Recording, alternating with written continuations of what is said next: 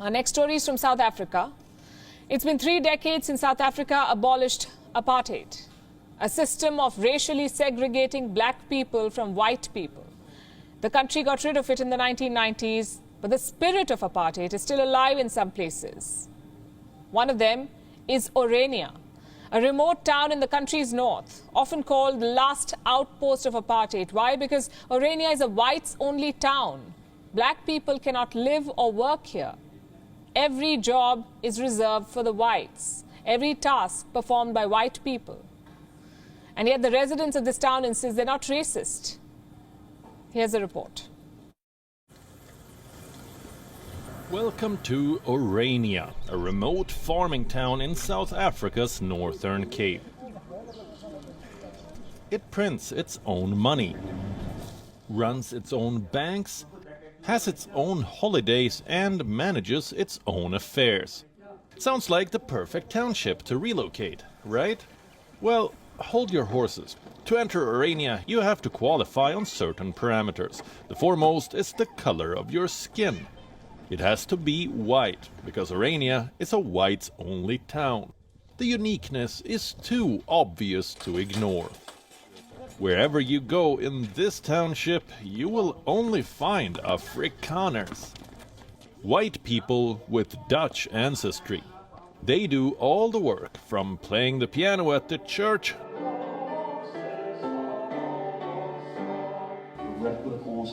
to reading out the Bible to believers, to running the kitchen at a restaurant,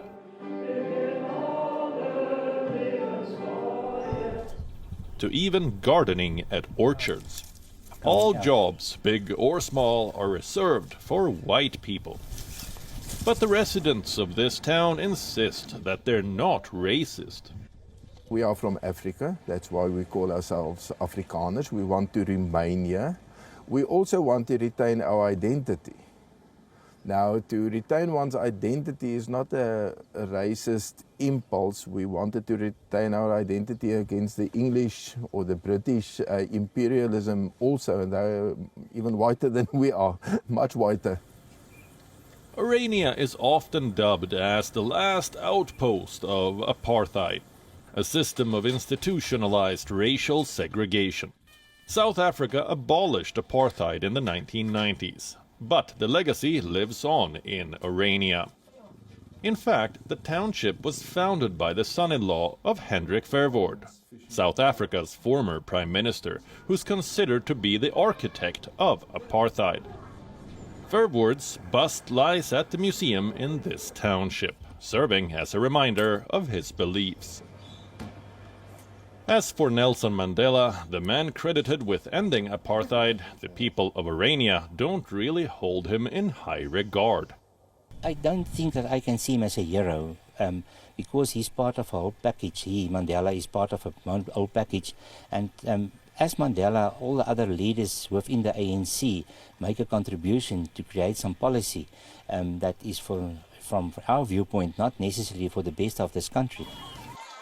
Mandela is not a hero, they say.